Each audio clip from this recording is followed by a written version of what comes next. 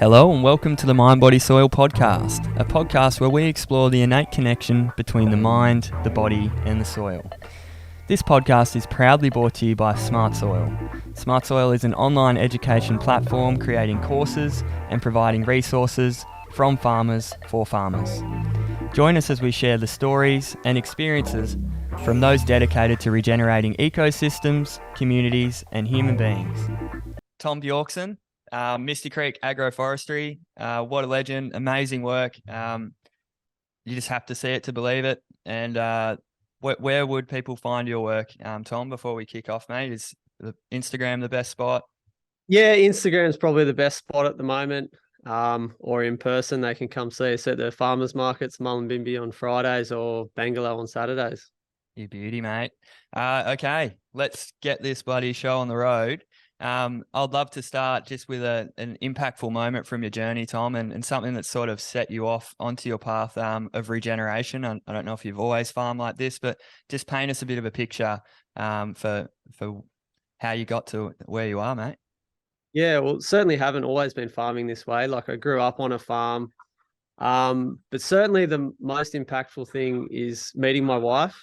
And the reason why that is because she was the one that taught me to question things.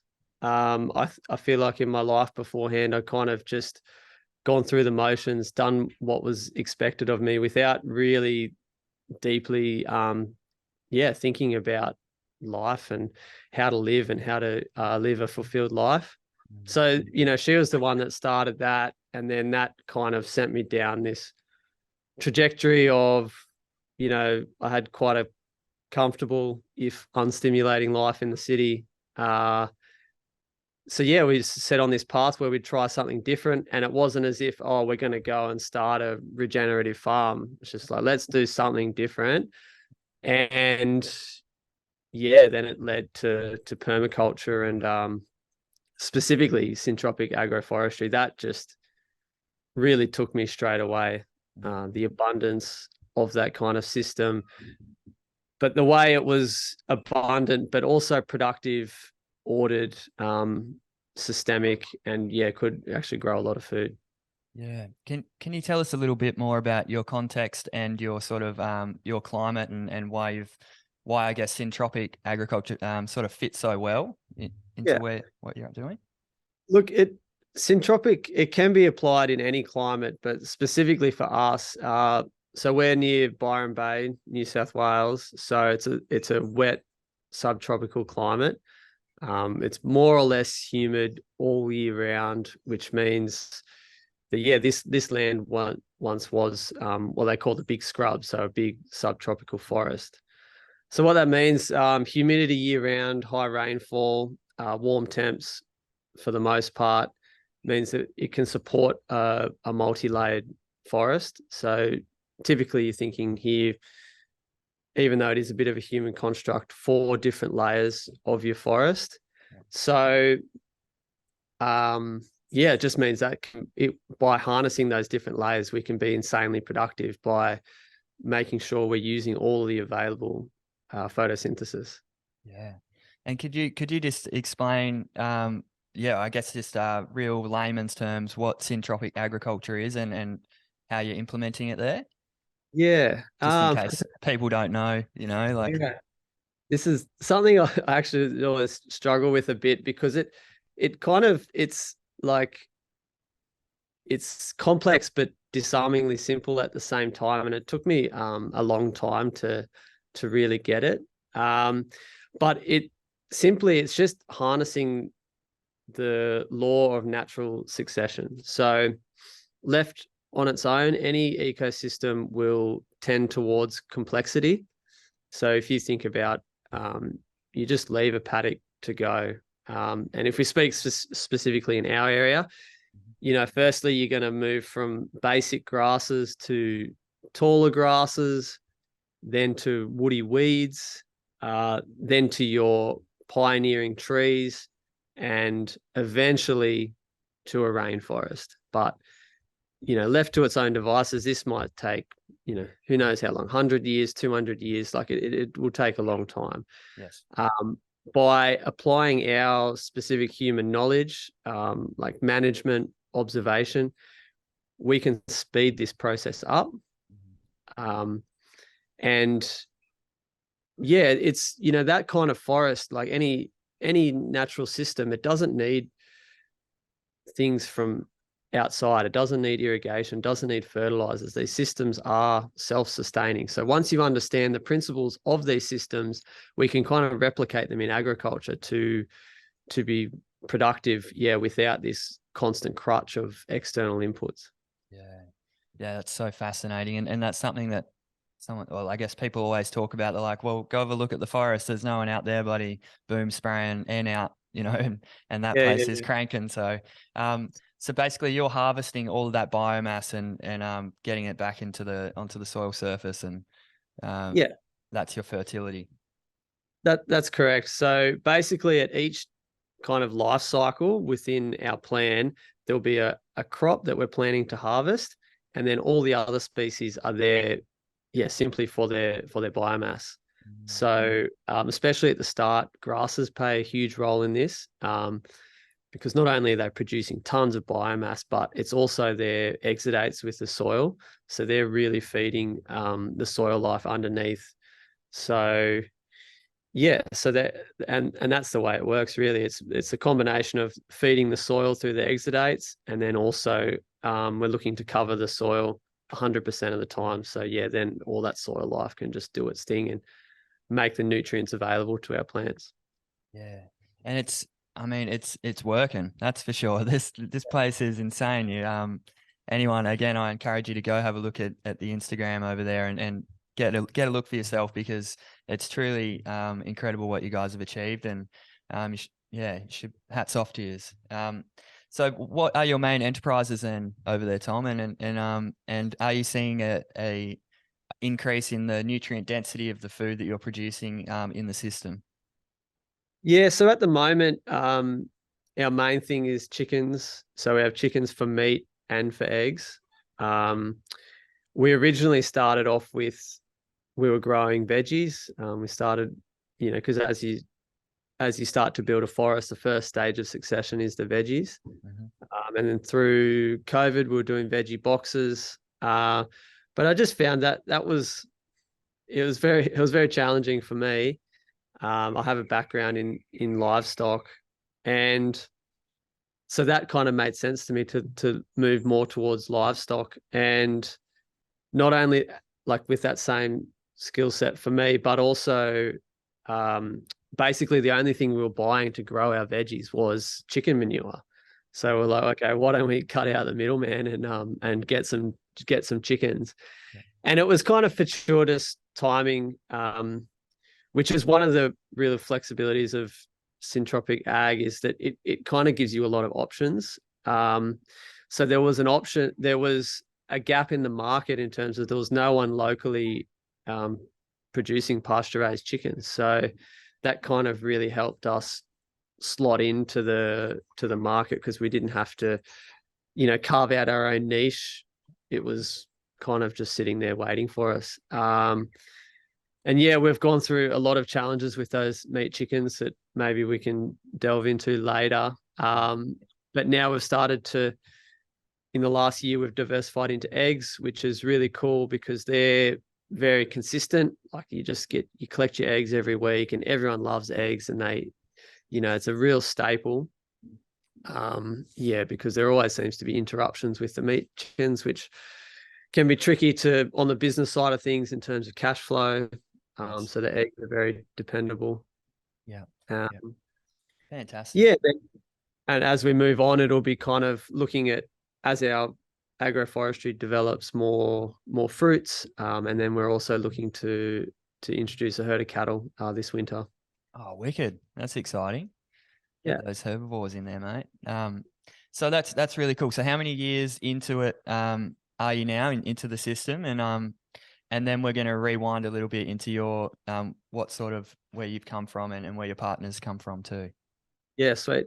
So 4 years now, and so we've been developing the agroforestry in stages. So there's a section that's that is, nearly 4 years old now. Then there's another section that's 3 years, and then we've got a kind of quite a large system. Well, for us anyway, it's quite large. That's developed specifically for the chickens. It's a year and a half. So yeah, it's in all different stages, but the business itself is 4 years. Yeah, wow, fantastic, mate. That's really cool. So you mentioned you had a background in cattle. Is that in the family farm, or is that? Could you just run us through a little bit about your journey before Misty Creek? Yep. So when we first started here, I had 13 head of cattle. When we got to Misty Creek, so that qualified me to be the 4th generation cattle farmer in our family. Although, yeah, my dad still thinks it's a bit of a hobby farm here, because I grew up central west of New South Wales between Dubbo and Orange. Okay. So family's been farming out there since 1972.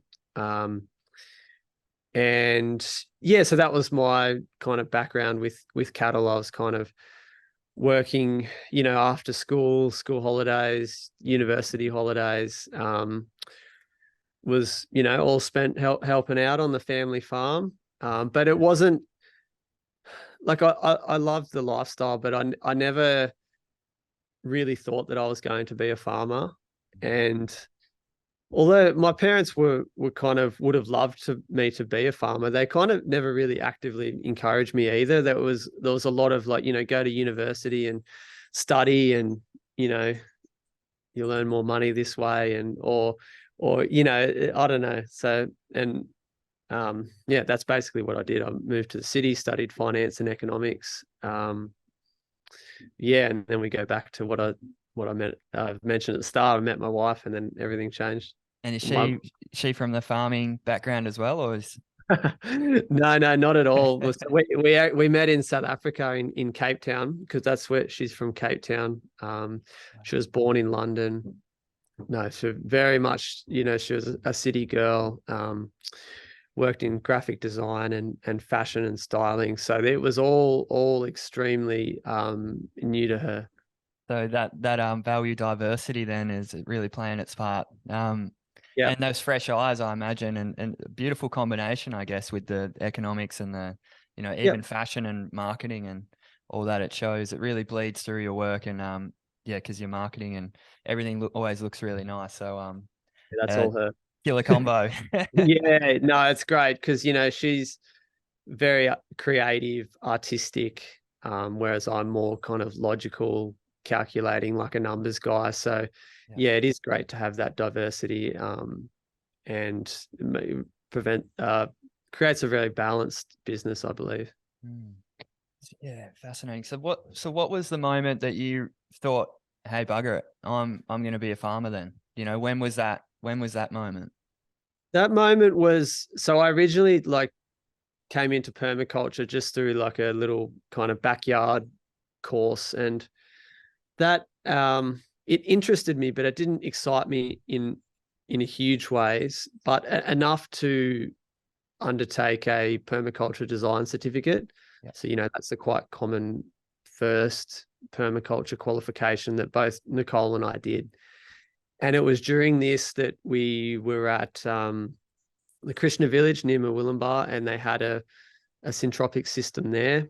So we saw that, and our teachers, introduced that to us and actually made it quite a big part of the course. And then that was what kind of lit the fire in me, and inspired me, and like this is what I want to do with my life.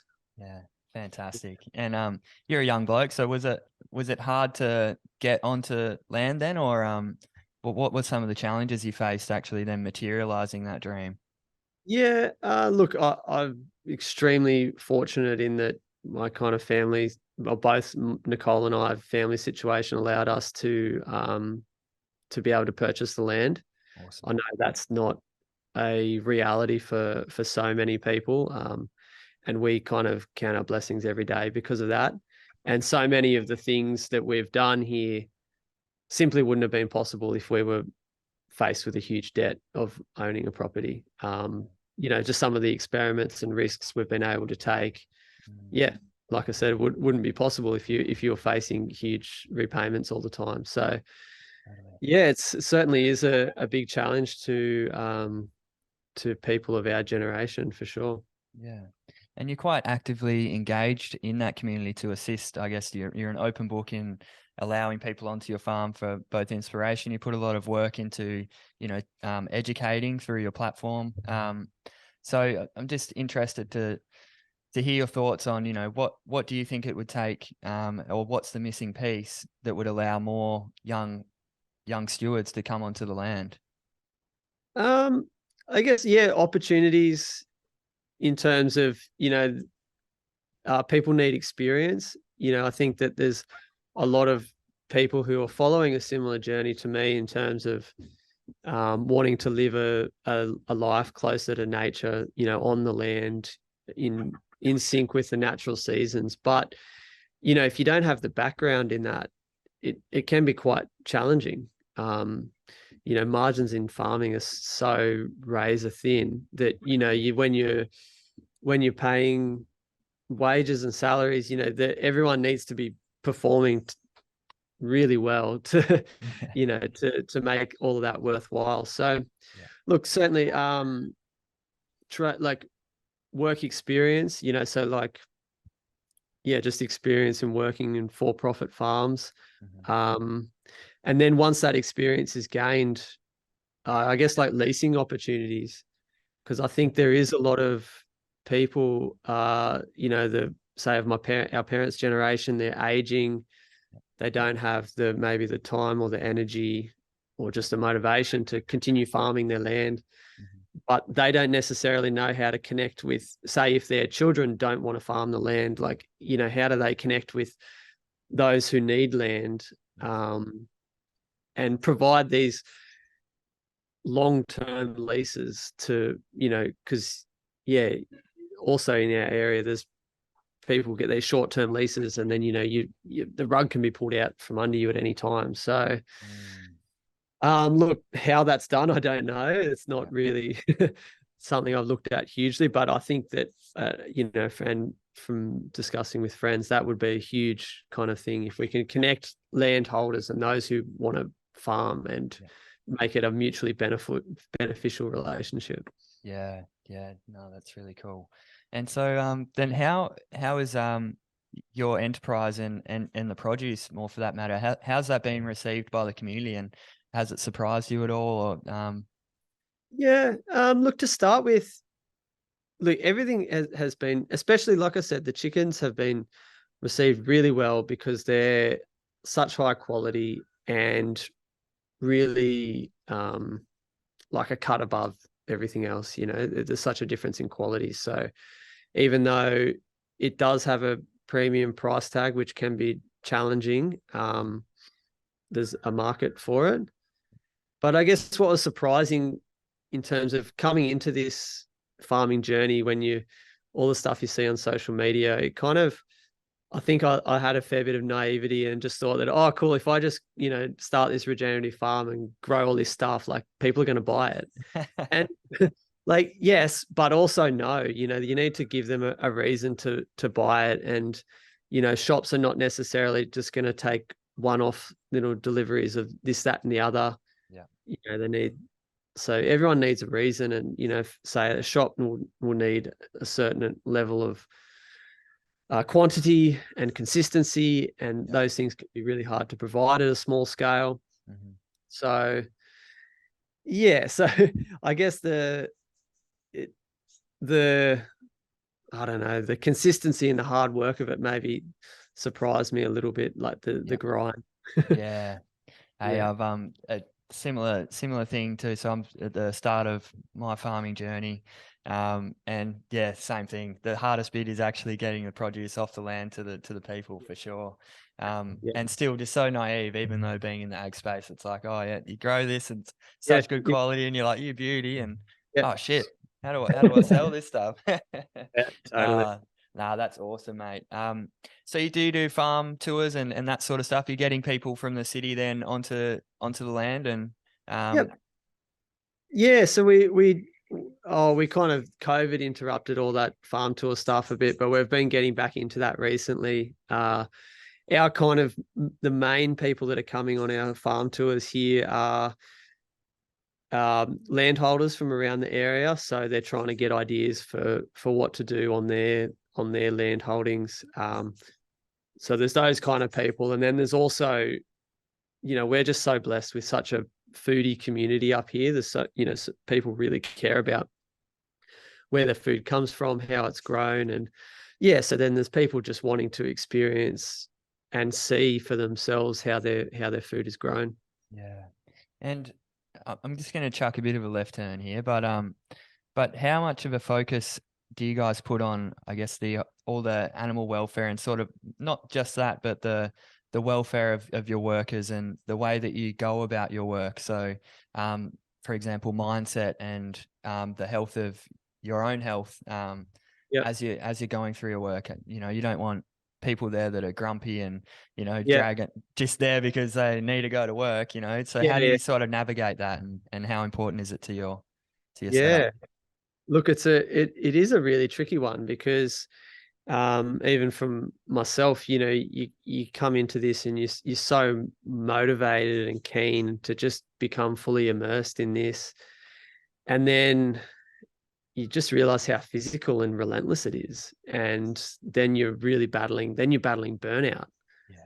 And as the business grew, it kind of always felt like, oh well, there'd be more work than the staff available. So everyone's burnt out, but then there's no funds to fund that extra staff member. So then you go, okay, we get an extra staff member and now we're broke because all the money, goes to paying wages. And then there's a bit of a cycle like that.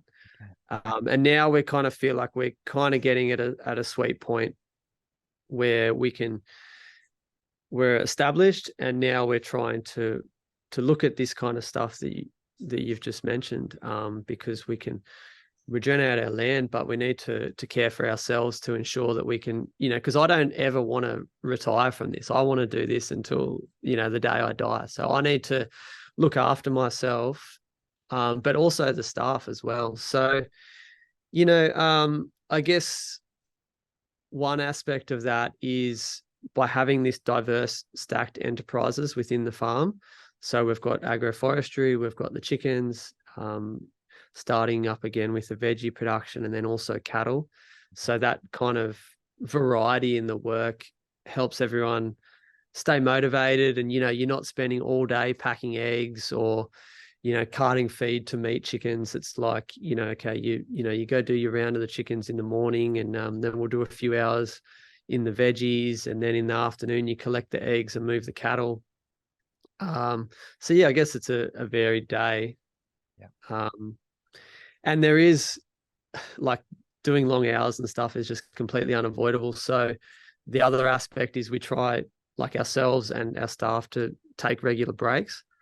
So, I'm happy to work 6 days a week if I can go on holiday twice a year. So yeah. Hey, do something you love, mate, and you'll never work a day in your life in it. Is that what they say? Almost.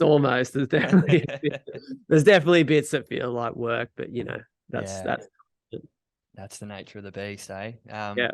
No, really cool, man, and cool to hear that you're sort of starting to go full circle and then focus on that piece that is the regenerating the farmer, and that's something we sort of started this podcast for, is to create some dialogue around not just the physical health of farmers and how that's deteriorating, which we feel is a lot due to the way that we manage the land, but also the mental health as well. I mean, that's just rampant throughout the farming community. It's tragic to hear those statistics. So we're really interested just to see and try and build a bit of a toolbox of people that have got different strategies or techniques that they can use to connect to land and maybe just regenerate themselves. So in saying that, is there do you feel that connection to country, and how important is that sort of connection to the land that you're on there, that you're stewarding?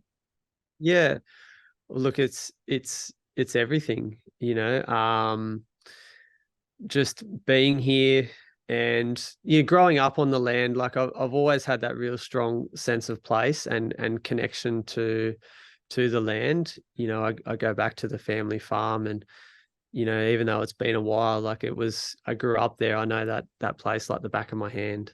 And same here, coming here, it was new to us, but yeah, it just, when you're walking over this same land every day and you get to know it intimately, it just becomes so special. And then having that connection, you start to feel those like little moments of, you see the dappled shade coming through the agroforestry, and you're watching a chicken grabbing a little leaf or whatever. And yeah, that just, it makes everything worth it. And it kind of fills you with that sense of wonderment, and just like, this is how good is this? How lucky is that? So, getting to know the place intimately is very special, I believe.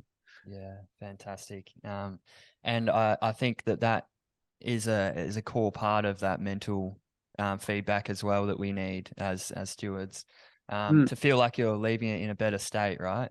Yeah. Yeah, so cool. So can you explain what the property looked like when you arrived, and then how you went about prioritizing, I guess, your starting point? Because that's where I think a lot of people get stuck, have all these dreams, and and how do you start, Yeah, so it just started as a grassy paddock here. So we were quite lucky in terms of that we started with very nice soil. It's like an alluvial floodplain. So unfortunately, ours isn't one of the stories where we take it from a really degraded wasteland into something super abundant. We actually had a pretty good starting point. Yeah, we did some baseline soil tests, and it's like 6% organic matter, which is, it's a pretty good place to start. Absolutely. Yeah, I mean, to me, I think it, especially if you're starting your farming journey, I would pick the low hanging fruit first. Yes. So like I said, instead of trying to pick the most degraded paddock and starting from there to see what you can do, like I picked, I mean, I guess I was lucky I had the flexibility to do so, and I was starting from a clean slate, but I picked the best spot, a slightly north facing slope, close to the house and water and all of that kind of stuff. And yeah, and then I guess define whether you're starting as like an experiment, or if you have a very specific goal in mind. Because at that point, even though I had a background in farming, I still was a very inexperienced farmer, and I didn't really know what I was going to sell or create or whatever. So, for me, that starting was just teaching myself about this type of farming. And then the rest kind of flowed from there. So, that was my context. That was my goal, to like educate myself through doing. So yeah, that you just kind of pick that goal, and then that'll guide the rest of all the other decisions you make. Love that you said that you don't just go, because I think a lot of the time when we're doing things like that, like trying to see how we can transform this degraded paddock, it's usually for us, it's like an ego thing, to just go, well, I'm going to start where I can get a win on the board, and build from there. And that's exactly what you've done by the sounds of it, with the, you've got systems at different ages, and you just keep building on them and building on them. Yeah, well, the idea was with that too, is I didn't want to overextend myself too. So, say the first season we put in 4 tree rows, and then I, learned from my mistakes, and then I put in 2 more tree rows, and then again, it was like a reiterative building process, and then it was 4 more rows, and each one got a little bit better. And then, after kind of 2.5 years of doing that, it's like, cool, all right, I'm going to put in a big 1.5 hectare 17 row system, and so kind of, rather than, and then it meant that I didn't like, if I did everything the way I did the first 4 rows, it would be an absolute disaster. So, like even though the last system, there's still always things I could have done better, but by starting slowly, I kind of taught myself the lessons, and made each kind of implementation a bit better. Yeah, that iterative process is so powerful, isn't it? And is that the permaculture that's sort of helped you set up that framework with the, use slow and small solutions or whatever, or you've just sort of, it's been natural to you? Bit of both. I guess it was kind of like my context of educating myself. So, I didn't like, say, if I'd come into it knowing that, okay, I want to, use these principles of syntropic agroforestry to create a banana plantation, I could have just gone hell for leather and done that. But I wasn't sure. So then, when I reached the context of, okay, this is going to be a farm where we're going to have chickens, that's when I created the big system that's perfect for chickens. And it's actually going to be great for cattle and veggies and fruit and that as well. But, once I had a clear direction, it enabled me to go a lot bigger. Yeah. So your chicken system is pretty bloody awesome. Can you just give us a rundown on how your chickens live? Yep. Because if I come back as a chicken, I want to be on your place, that's for sure. Yeah, they're pretty lucky. So we call our chickens tree range chickens. Just a bit of a play on words. The free range is kind of a bit of a rubbish term. But yeah, they're simply they're in movable chicken caravans, and so that provides them shelter from the elements. Or what's critical in our climate, in our wet climate, they're up off the ground too when they want to be. So there's tree rows spaced about 10 meters apart. There's a chicken caravan that provides them the shelter from the elements, and then an electric fence that goes in between the tree rows. So their caravan is moved twice a week to move their manure around and basically ensure they get fresh forage. And yeah, so at the moment they're getting about 25% of their diet from their forage on the ground. So it's grasses. We're trying to implement and sow like a lot of different herbs and legumes, clover, chicory, things like that, to diversify their diet. And then eventually the idea is, like our moonshot aim is to not be buying any supplemental grain for the chickens, which is quite unheard of in a commercial setting. And this will mean, because the more variety in the diet of a chicken or any animal means you're going to get better tasting meat or eggs. Yeah. So by having a variety in their diet through what we grow, that'll mean we'll just have the most best quality produce. But also it's better for them too, because the chickens aren't naturally paddock animals. They're kind of, even though they've been domesticated for a long time, so it's somewhat irrelevant to talk about their ancestry, but it is a little bit that they inhabited the forest verges. Or say if you go to Asia or whatever and you look at the village chickens and what they're doing, they're kind of they're on the edges of the forest because that's the most productive areas, and that's where they feel safe. So we're creating that kind of environment for them. It's not just the food and the forage they can get from the forest, but mitigating the extremes of the seasons. So they're cooler in summer, which will mean that they're less losses, but also more productive. And yeah, well, same again, warmer in winter. So same kind of thing. So the benefits are quite hard to capture numerically, but they're definitely tangible. Yeah. And is that something that has been confirmed through the feedback of people that eat your chickens? Like, are they like, this is the best chicken ever?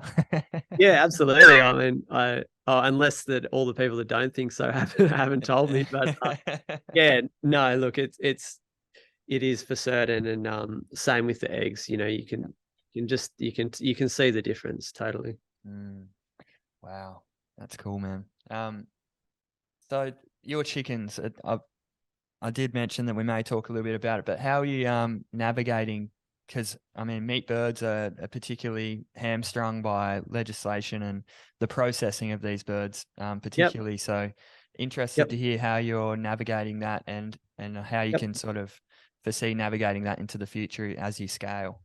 Yeah, look, that's certainly our biggest challenge, and it's the biggest challenge of all small scale livestock producers in Australia. It's just the regulations and compliance that are in place, which of course are in place to protect the consumer, But what it means is that you have to invest so much money to be compliant that you need to have like a massive scale, and then potentially you need to start compromising your ethics and animal welfare and stuff to achieve that scale, or you need to have a huge land, or you need to be really wealthy. So personally for us, like it kind of started off pretty good in terms of there was a small abattoir 10 minutes down the road from our property in Alstonville. It was licensed and everything, but it wasn't staffed. But we as a team we took our chickens in there and killed them all ourselves and everything. And that was quite fine. Like, it was obviously very physical work, but it was good for us to have control over that process and convenient. But since then, that property's been sold. So we then I kind of launched into something without really thinking about it because I kind of panicked. And we actually bought, oh, sorry, my wind's blowing my stuff away. I lost my place. Yeah, so sorry. I launched into, I bought a mobile abattoir for our farm. Oh, wow.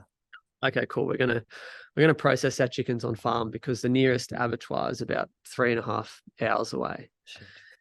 And then the more I realized, because I was quite familiar with the abattoir, having killed our own in a licensed abattoir for 2 years. I kind of knew the ins and outs and exactly what to do to make it compliant. And that wasn't the challenge. It was more that when I compared the cost of taking the chickens down to this other abattoir and building one ourselves, I realized that I would have to kill 50,000 chickens before I paid off that abattoir, that's 10 years of chicken production, just to make it worthwhile. Because by the time because you need at least 5 staff members for everything to run smoothly on the day. So by the time I pay everyone's wages, insurance, maintenance, capital infrastructure to get everything ready, I'd only be saving about $2 per chicken. So now we go to another abattoir, and that all actually, I'm very happy with the decision. I was a bit nervous at first because I was wondering how, is this transportation of the chickens before slaughter, is that going to affect the quality? But the quality of the chickens only got better and better and better and better, if anything. So awesome. That's not a hurdle at all. And it's something that, I think that everyone says, oh, you got to slaughter the animals on farm. And look, it is better. But I think with chickens, like, even if you are slaughtering on the farm, you still got to go down to the paddock, put them in the crate, move them up to the poultry, to the abattoir, no matter how far away that is. Yeah. And what I believe from, doing this thousands of times now, is you grab the chicken and they have a stress of about, I don't know, 5 seconds from being picked up and put in the crate. And then if they're given this happy and comfortable life, they kind of seem very resilient to that. And then as soon as they're in the crate and they're with their mates, they just chill out. And they're, it's like, oh, okay, cool, I'm here. And they just settle down and they're like, they're more or less just resting, just chilling. Yeah. And then I believe if there was any major stress happening during that whole process, it would show up in the quality of our meat, and it absolutely hasn't. It speaks volumes to just it's a metaphor, I think, for all of us, that the way that our environment shapes our response to stresses, and especially over the last few years, it's people that have that connection to nature. Again, we seem to, especially farmers, ride the waves a bit better if they have that resilience built into them, into these systems. And which I guess is a pretty good segue to some of the waves that you guys have ridden over the last couple of years, and going through the massive floods that you guys had, and just interested to hear how that all went down and how you guys responded from that. I know we mentioned just before we started recording that the system itself actually responded really well, but there was some surprising elements, I guess, that came out of it through the community as well. So how did that all go? And for those that aren't familiar, do you want to just explain that weather event a little bit? Yep. So February 2022, we had 785 mils in 24 hours or something ridiculous like that. And yeah, that was, we live on a floodplain, so we were kind of, it's not as if it was unexpected, but the kind of scale of it was a bit insane. And it was a fantastic test for the agroforestry, because yeah, Nicole and I put our wetsuits on, and anyone wants to check it out, go look at our Instagram. We were swimming between the rows where we do all our agroforestry work. Like some of the water there was up to here. And what was absolutely incredible about that is that, which is not good from a land management perspective, but we received everyone else's topsoil, so it's fantastic delivery of fertility. But just seeing the resilience of the agroforestry, and we, within 2 days of that event, feeling the soil around the established agroforestry, the moisture was just like a wrung out sponge, like the perfect consistency of soil, not wet or saturated, because we have this diversity of plants and that can deal with any kind of climate. And say specifically for the flood, we have things like banana and taro that just suck up like huge amounts of water. So then that enables, say, plants that are less tolerant to waterlogging, they're able to survive. So yeah, that part of it went really well. But the challenges was from the way it impacted the community and our infrastructure and the interconnected web of businesses. So in our main farmers market at Mullumbimby, this market, it was, look, I can't remember the exact statistic, but apparently that market had been called off 2 or 3 times in the previous 20 years. And then it was called off like 5 or 6 times within like a few months period. Wow.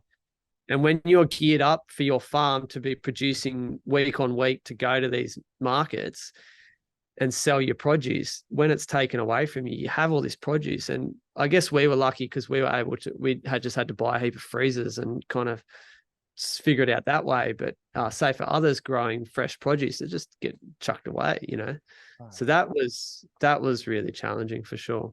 Yeah. And has there been any iteration post flood on how that is navigated potentially into the future?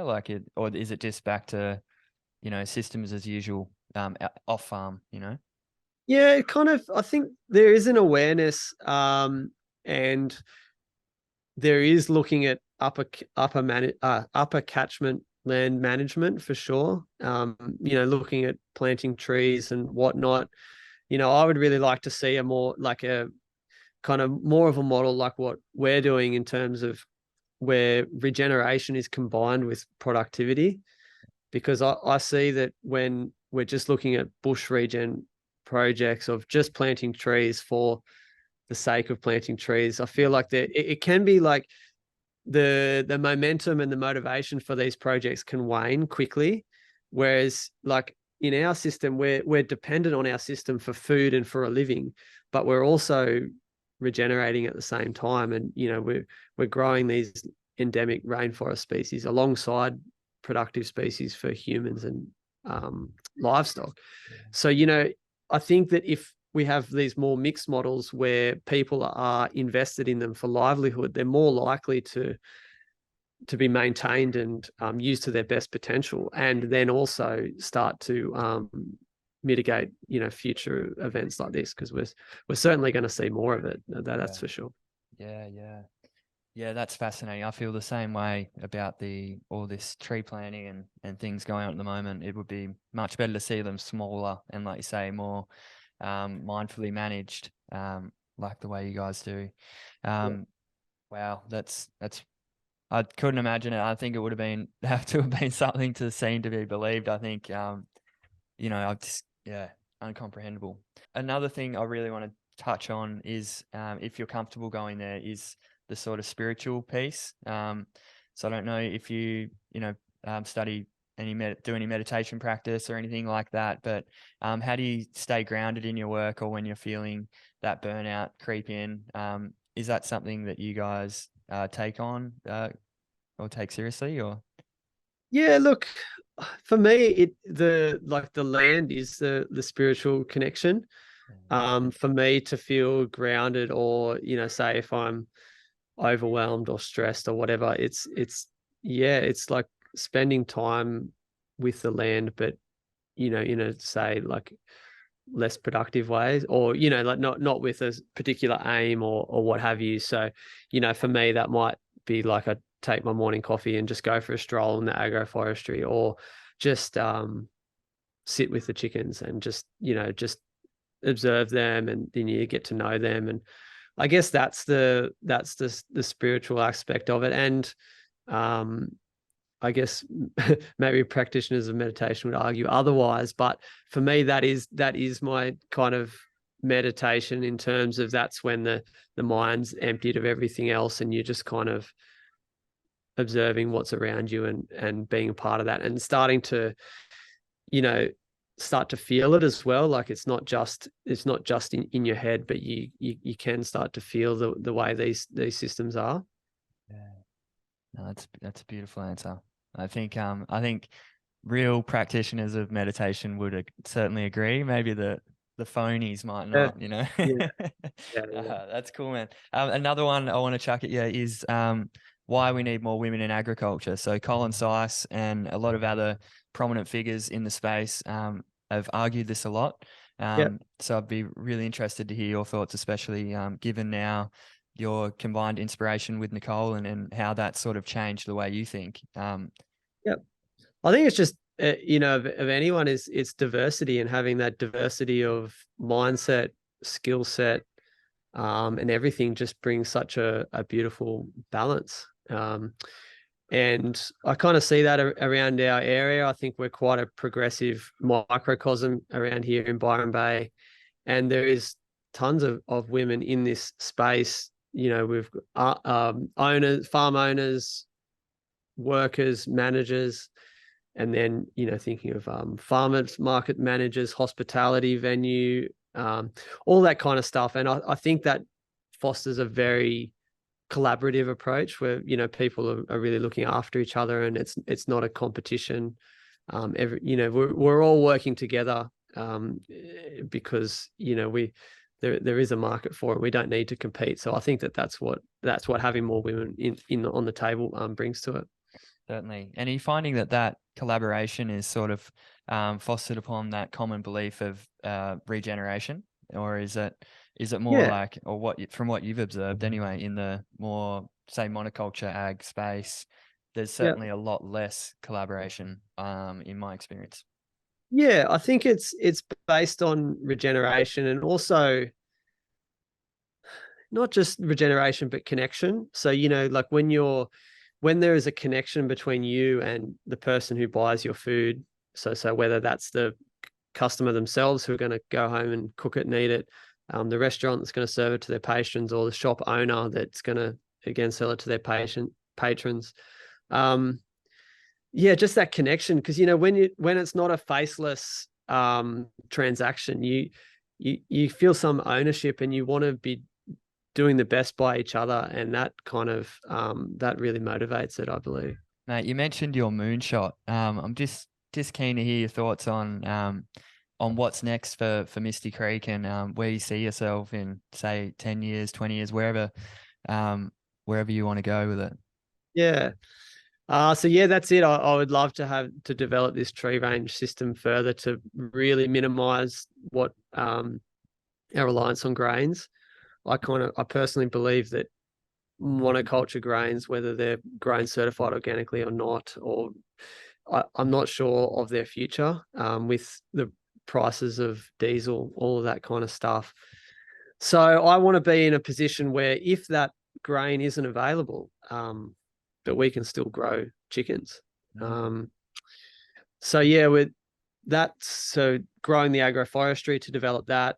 We're also developing our own slow grown heritage meat chicken breed, which is through a number of crossbreeds. So that'll kind of create some resilience for us too, to have a few different types of chickens that we're growing, and also, taking charge of the breeding and incubating kind of process as well. But beyond that, look, 10, 20 years time, I'm kind of just, it's like try not to do too much. Basically, it feels like such a hectic 4 years of expansion and buying things and doing this and doing that. It's just like getting better at what we do, which is like consistency of bringing high quality produce to people, and then doing that in a way where we can regenerate ourselves. So when we can work hard, but then when we need that time to build ourselves, we can have a break, and our staff are all happy and productive and knowledgeable and skilled, so everyone can take up all these roles and keep things going. Mate, so much rich content in there. You're a bloody wealth of knowledge, and I'm just so grateful that you'd be so generous with everything and share your time today. I know you're obviously a busy man out there, so really stoked that you'd come on. I just want to put it to you that if you have anything else to share, or you want to get any messages out to, say, your consumers or anything like that, feel free to do so now. Cool. Thanks, David. Really appreciate you having me on, mate. And look, if anyone wants to follow our journey on Instagram, you can connect with us, or if you want to support us, please come and visit us at the Mullumbimby Farmers Markets on a Friday, or Bangalow on a Saturday if you're ever in the area. So thank you. Legend. Cheers, Tommy. Till next time, brother. Yeah.